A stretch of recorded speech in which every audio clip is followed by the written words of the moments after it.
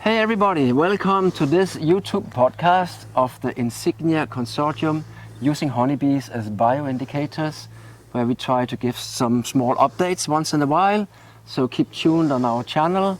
My name is Flemming Vejsnæs, I'm from Denmark, I'm one of the partners in the Insignia project, the core project. And you are? I'm Sjef from Steen, I'm from the Netherlands and I'm coordinating this exciting study. Yeah. So how is the project doing? The project is doing well. We are now here in Greece and we have done sampling this year and we're going to discuss and evaluate all the results that we do next year, and I'll come to the data, what will we analyze, what will be discussed. But maybe for the listener we should kind of try to sum up, how did this idea turn out? How did we start? Because we have been running now for at least 3 years. Yeah, the idea came in 2018. This was this initiative of the European Parliament. Mm-hmm.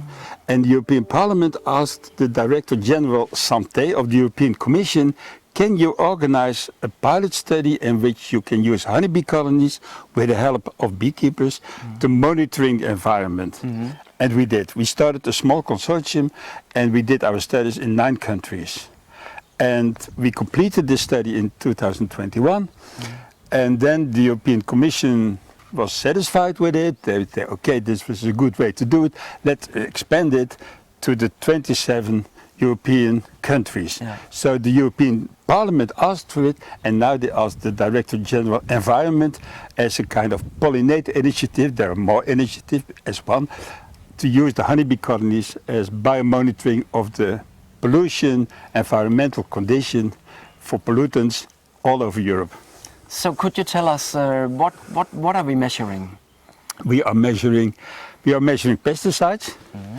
We are measuring pesticides in the big scale. So it's fungicides, it's acaricides, it's insecticides, it's biocides, ferroicides. We are measuring microplastics because that's an upcoming pollutant. We are measuring air pollutants as PMs, so particulate matter, fine dust. We are measuring VOCs, which is a chemical volatile compound, pHs, aromatic compounds, and we are measuring heavy metals. So you could say that we are actually measuring all kinds of pollutions in the environment. Yeah, it's a broad scale of environmental pollution. But tell me, why honeybees? Yeah. There are a lot of studies. It's not new. The application of honeybee colonies for environmental pollution is already about 100 years. And why do we use honeybees? Because honeybees collect it in very small amounts. In amounts that when you measure a single honeybee, you will never find it.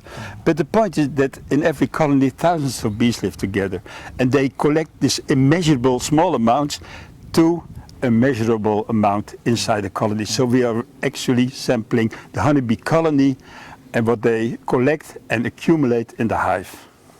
And how big area do they actually cover? Yeah, it depends more or less, but bees, they are hard workers, but they are also very economic. So they tend to collect their food within 2, maybe 3 kilometers from their hive. But especially when you look in the environment about 1 to 2 kilometers from their hive, they are visiting the flowers very intensively. So they're collecting pollen for their feet. They are collecting water, so it gives an impression of the water quality. They collect nectar, so that gives an impression of what's the pollutant inside the soil which come up with the nectar, but also what's falling on the nectar. So you get a broad scale of pollutant that's inside the flower and inside the water.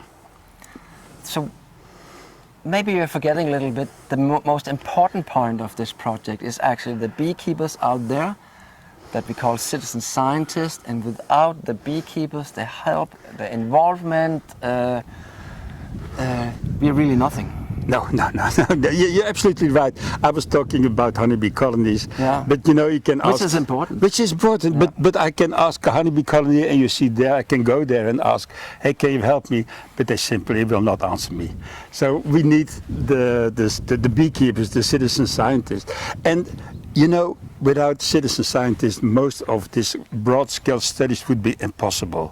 So they are skilled people, they know how to do the beekeeping, and they are really great in helping us to achieve this big study, because it is a big study. It's in 27 countries with about 350 beekeepers that are helping us.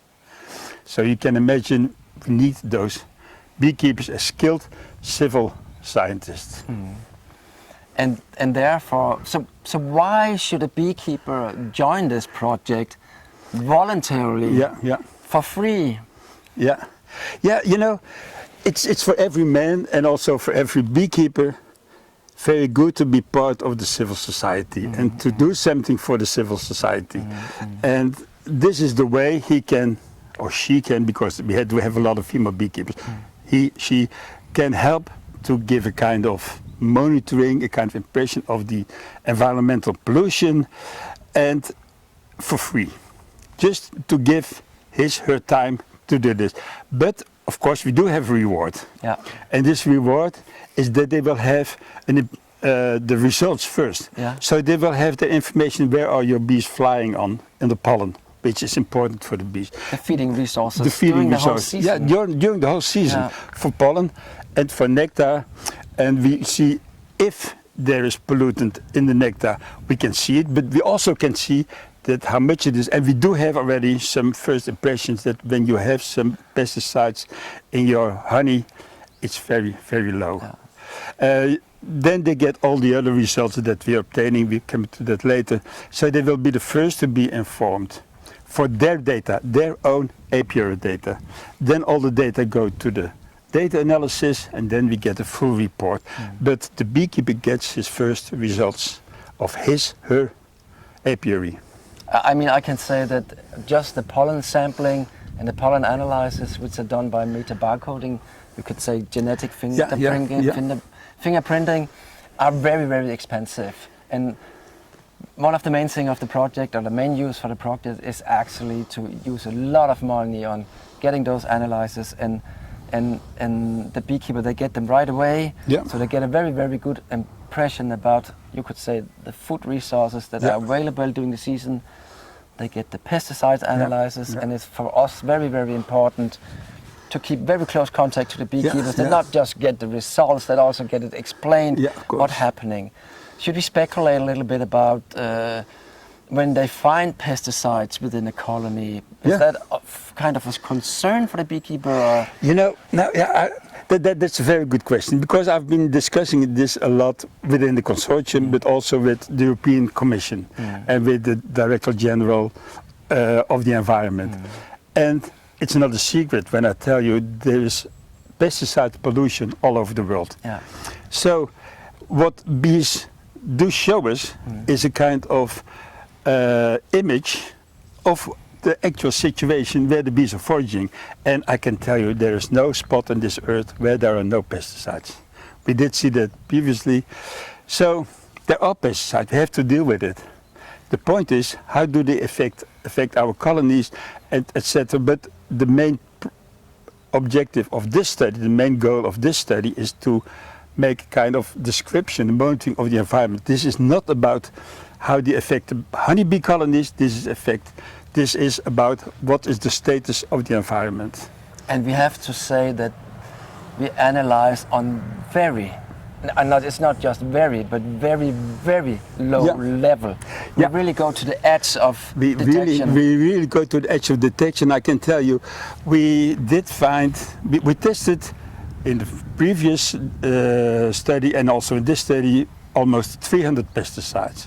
We do find 4, 5 pesticides every time in the colony. They change on very low level. On very low level, we find them in ppbs. That means 1 per billion. Far from any concern. Far from any concern, because you do have, for honey, you do have this MRLs, this minimal level of residue that when it's too high, you cannot sell it because it's dangerous, and when it's too low, or not beyond this level, it's okay because it's that low.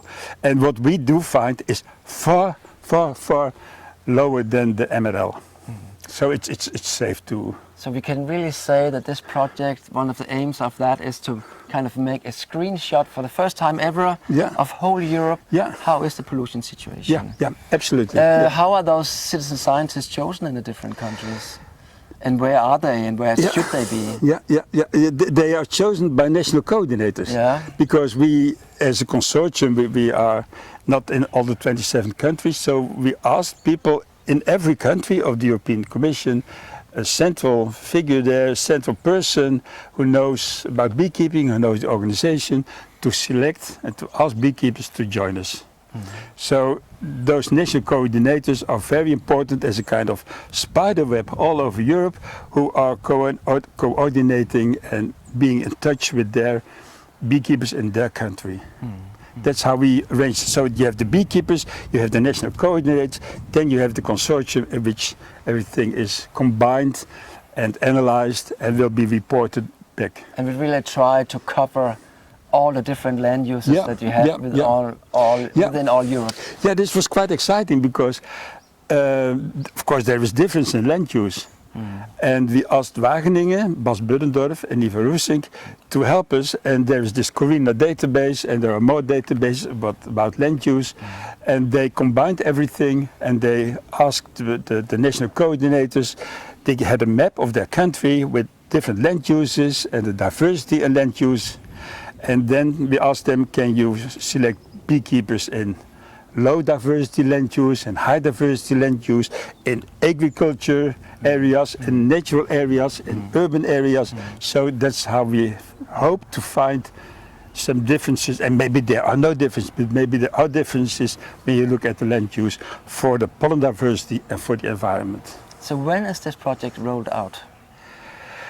We did start this year. Yeah, okay. We did start this year, but we did not roll it out all over Europe because we have to find the best combination of the pollutant and the way to detect those pollutants. And I didn't tell you before, but the main objective in this study is that we will not kill bees. Yeah. We developed kind of new tools, simple strips, etc., that you put in your colony that on which the pollutant, specific pollutant binds. You take out this strip or whatever we use and store that and send it to the laboratory.